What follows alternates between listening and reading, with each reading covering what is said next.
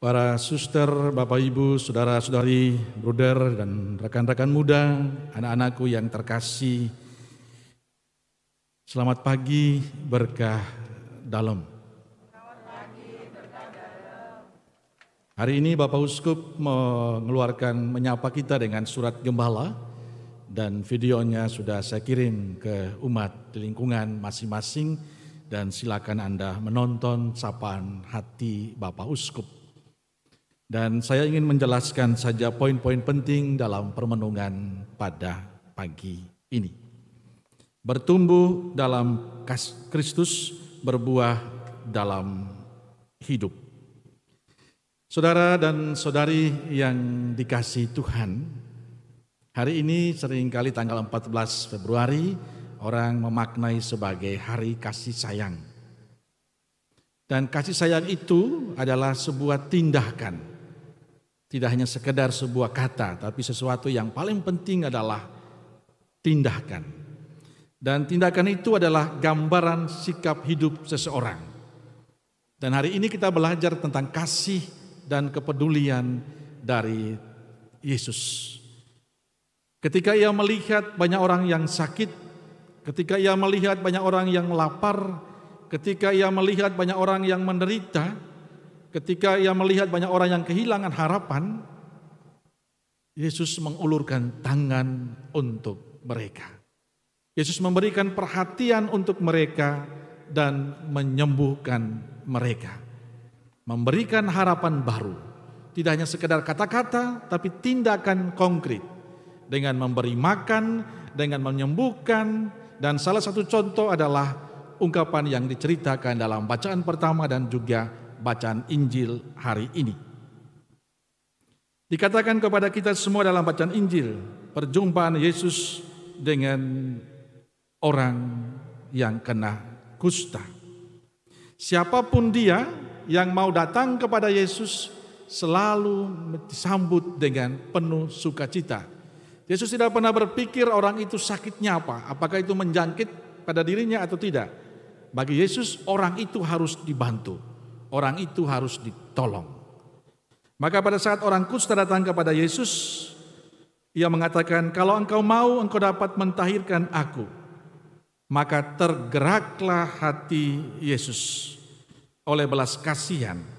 Lalu ia mengulurkan tangannya, menjamah orang itu dan berkata kepadanya, aku mau.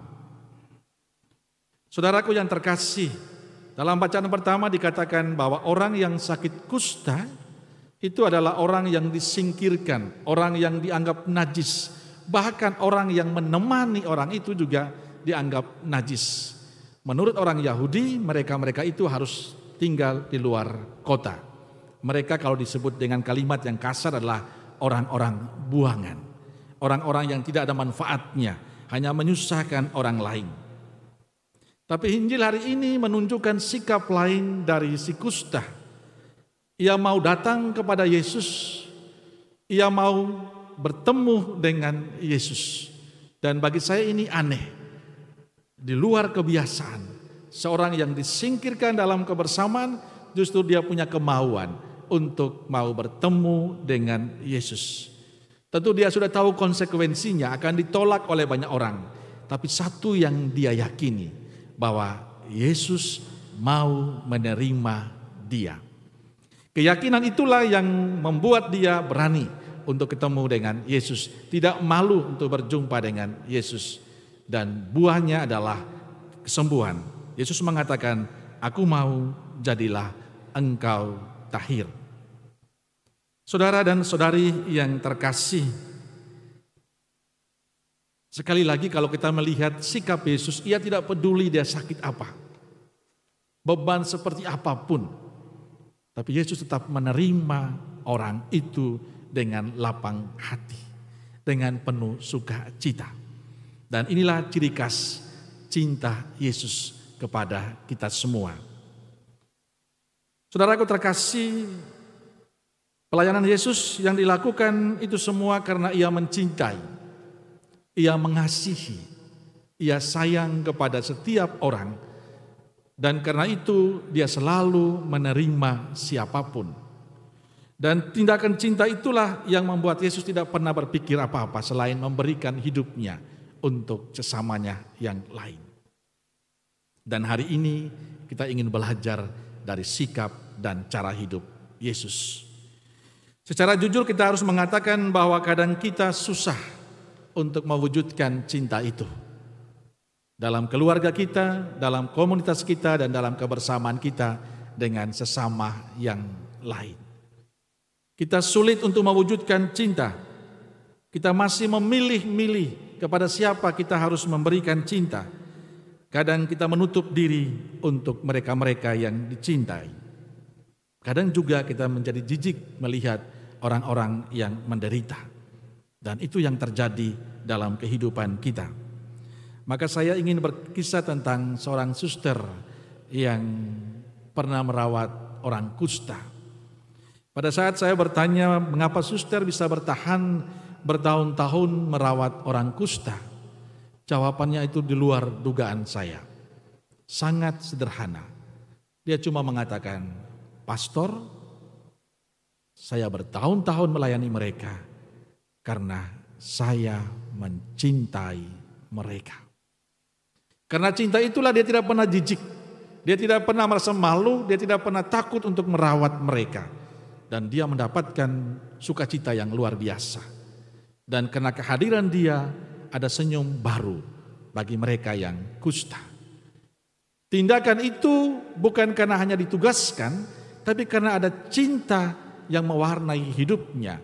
Dan cinta itulah yang membuat dia bisa menikmati pelayanannya. Beda dengan kita, kadangkala kita bercerita tentang orang miskin. Kita bercerita tentang orang-orang yang menderita. Bahkan kita berbusa-busa bercerita. Tapi kadangkala hanya sampai pada cerita-cerita indah. Hanya sampai pada wacana-wacana saja. Dan itu tidak dibutuhkan oleh Yesus. Yang dibutuhkan oleh Yesus adalah pada saat kita melihat orang yang menderita, pada saat kita melihat orang yang mengalami kesusahan, kita tergerak hati untuk mengulurkan tangan membantu mereka. Memberikan perhatian dan cinta untuk mereka. Mereka tidak butuh kita cerita tentang mereka. Mereka tidak butuh kita omong tentang mereka. Yang mereka butuhkan adalah apa yang bisa kita buat untuk mereka dan membuat mereka tersenyum karena cinta dari kita. Maka Bapak Ibu saudara-saudari yang terkasih, hari ini kita ingin belajar dari Yesus. Bicara soal cinta bukan bicara soal kata-kata indah, tapi bicara soal apa yang Yesus lakukan untuk mereka yang miskin dan menderita. Mereka yang mengalami kesulitan dalam hidup.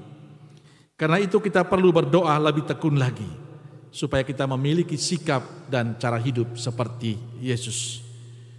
Karena kadang kita hanya menjadi orang yang pandai untuk berkata-kata, tapi sulit untuk mewujudkan kata-kata itu dalam tindakan yang konkret. Maka saudaraku yang terkasih, dalam bagian terakhir surat Gembala, Bapak Uskup memberi pesan yang indah untuk kita. Semoga teladan Yesus ini menggerakkan kita semua untuk terus belajar dari Dia dan terus menyatukan diri dengan Dia, agar dari hati kita juga mengalir semangat belas kasihan yang sama kepada yang lain. Bapak Uskup berpesan supaya kita lebih membangun relasi dengan Tuhan dalam doa-doa kita, supaya spirit Yesus, semangat Yesus itu menjadi semangat kita dalam sikap hidup kita bersama dengan yang lain. Dan pada bagian terakhir dia mengatakan, mengakhiri surat Gembala Prapaskah ini, saya mengajak Anda semua untuk saling membantu dan saling mendoakan agar kita senantiasa diteguhkan dalam iman, harapan dan kasih. Saya berdoa untuk Anda semua agar senantiasa ada dalam perlindungan Tuhan dan dibebaskan dari segala mara bahaya dan penyakit. Secara khusus saya berdoa bagi Anda yang sedang sakit, yang terus berjuang demi sesama, yang berbeban berat. Semoga Tuhan senantiasa melimpahkan rahmat-Nya yang terus menyertai peneguhan, menguatkan dan memberikan penghiburan untuk Anda.